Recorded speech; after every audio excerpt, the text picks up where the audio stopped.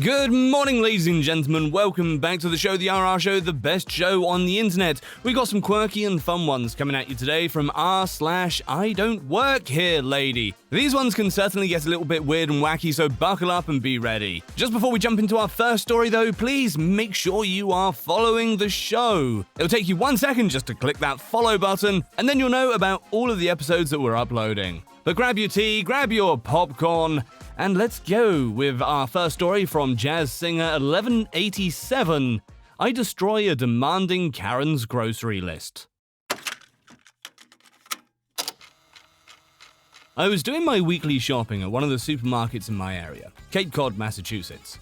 I was wearing a collarless Celtic grandfather shirt and a kilt. A Karen comes up to me, assuming for some weird reason that I'm an employee. How many stores in Cape Cod have kilts as part of the dress code for male employees? And hits me with the infamous, excuse me. I said, yes. And she shoved a piece of paper, her grocery list, in my hand. I handed it back to her, said, sorry, I don't work here. She then shoved her grocery list in the front pocket of my shirt, saying, don't lie to me, do your job. Well, rather than argue, I took the grocery list out of my shirt pocket, ripped it in half, and then in half again. I threw the pieces up into the air, and she started screaming for a manager. Well, it just so happened the manager on duty wasn't far away and recognized me because, well, frankly, there's not too many men in Cape Cod who wear kilts almost every day, spring, summer, and fall, and I'm a regular customer. She demanded I be fired, and he explained I was a customer and didn't work there. He then picked up the pieces of paper from her torn-up grocery list, handed them back to the Karen, and told her that she could find tape to tape her list back together again for sale in the next aisle where the school supplies are. She stood there, her mouth opening and closing like a fish out of water, and he and I walked up to the cashier so I could pay for my groceries. I don't know what happened after that as I headed out to my car, loaded my groceries inside, and drove home. Well, I certainly feel like that was an appropriate response, but it feels so lacking in something. I'm sure you guys will have some extraordinary ideas for other ways to respond to that, so be sure to let me know them in the comments below. After you hit the follow button, that is. Our next story is from Rude Dog, entitled Old Woman Grabs Autistic Kid. This story's kind of different, in the way that I, employee, witnessed an autistic young man, maybe 14 years old, get caught up in some crazy Lady Owls situation. Let me set the scene for you. I was working as a door greeter, watching out for lost customers and folks with returns, working in lawn and garden section. I see this autistic young man. I guess he's autistic as he seems predominantly focused on his actions and kinda has the actions of an autistic individual.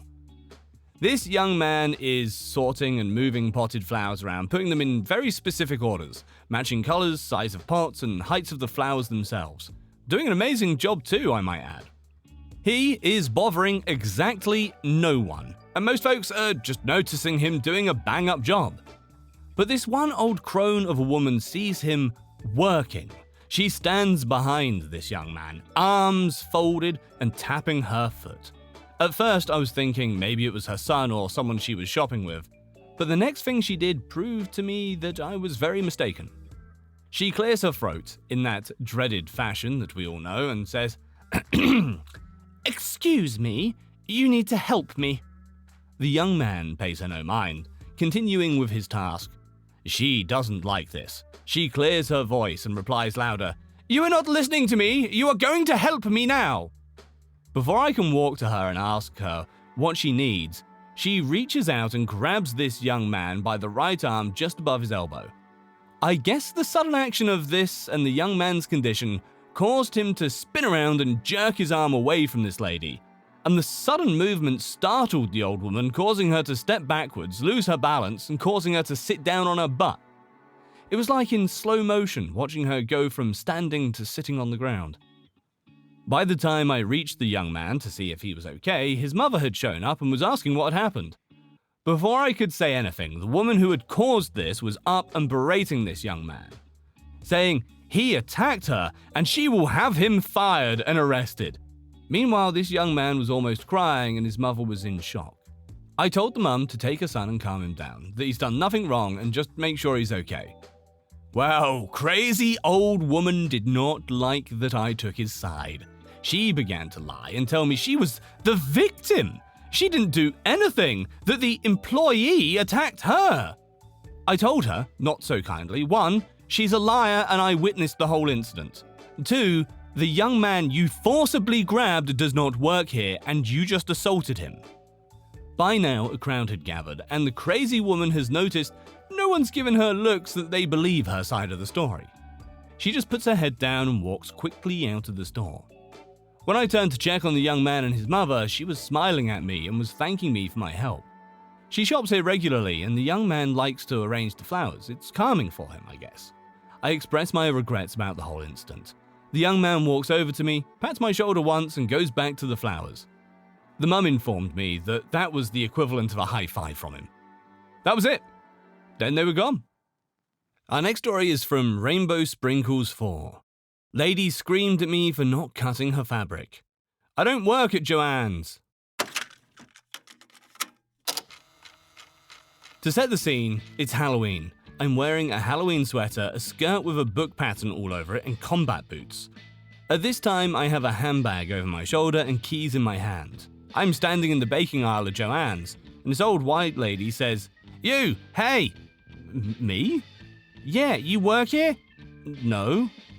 "I need someone to cut some fabric for me." "Oh, I think there's some cashiers at the registers in the front." "I don't want to have to walk back up there." "Okay." "Well?" "My fabric." "I don't think the actual employees would want me doing that." "Oh, like you're so busy." "I don't work here." "Then what are you doing here?" "Spending some hard-earned American money." "Don't get sassy. I'm going to report you to a manager." "They have no jurisdiction over me. Do you want to call my mum?" This next one is from Acrolopede. Please update your emergency contact information. I don't work there anymore. Please do not call me if there's an emergency. This is an interaction I just remembered and figured it would be good to tell here.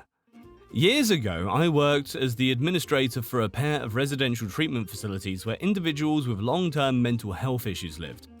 I was the contact person for a couple city and county agencies and would occasionally get calls about referrals, changes in parole status for some of my residents, and that kind of thing. I left the position in the full winter of 2012. Back in 2020 or so, I got a call from one of the partners, and the conversation went like this. Hello? Hello, this is B with such and such agency. Okay, can you tell me what this is regarding? I'm calling to update and verify our emergency contact information. We have you listed as the contact person for this facility, is that right? That's my name, but I haven't worked for that company since 2012. I'm not on an emergency contact for them anymore, and you'll need to remove me from your list. I'm not a resource for you or for them. Quick side note, yes, I really did talk like that. 10 years in community mental health outreach trains you to speak like a computer when necessary so your conversations stay factual and you don't inadvertently agree to anything. Well, we need some sort of contact information, and yours is the most up-to-date we have. Please spell your first and last name and your email or mailing address so our contact information is correct and we... B, stop right there. I'm not verifying any of my contact information as I am not an employee of that company and cannot be used as a resource. Remove any of my information from your list and call the company director if you need updated emergency contact information. I don't even know who works at those sites any longer. I've been gone for years. I need you to help me update your contact information. You're being deliberately unhelpful. Yes? Now imagine how unhelpful I'd be if you called me at 10 p.m. on Friday night because one of the residents stripped naked and ran down the street screaming that their dead grandparents were trying to kill them. Another quick side note, yeah, that's a call I actually did get when I was an after-hours contact for these sites. B, again, please remove me from your list of contacts altogether. I no longer work for that company and will not be handling any emergency calls. If you continue to harass me, I'll make my own call to the company and report you for harassment. Man, I'm just trying to do my job. Yeah, well, you're also trying to get me to do something that is definitely not my job. Please don't call me for emergencies. Goodbye. This one is posted by Guy? I don't know how that's pronounced. I don't work here, he says from behind the counter. I'm an American. One of my friends, we'll call her Jade, lives all the way in Old Blighty. Despite being friends for a long time, we've never met. Through a stroke of crazy luck, I got to go to London and meet her, but I was only in London for a day. We did typical tourist sites before I noticed a bookshop at the corner of the street. Now, I am a big fan of local bookstores, and I wondered what neat books they might have that are hard to get my hands on in the US. So in we go, looking around. The bookshop sells all manner of used books, many of which are pretty old by American standards. We finally make our selections. A book on the Second Punic War that was published in 1883 and a book from 1938, both of which were selected almost entirely for their age. And head to the front. As I'm checking out, I strike up a conversation with the man checking me out. I ask him how long he's been working here. I don't work here, he tells me. I start laughing, but he's dead serious. You don't work here? Nope. Before I could ask a follow-up, he finishes checking us out. He gives us free bookmarks. I left, utterly perplexed. I still have no idea what the fuck happened. But for a guy who didn't work there, honestly, an incredible asset. 10/10. Americans versus dry British humor. I love it. I can totally see that happening. Anyway, guys, thank you so much for joining us on this one. I hope to see you again in the next one. And to make sure that happens, take a second, hit the follow button, and then you will be there with me for the next episode. Until then, guys, thanks for being here. Peace out. Take care.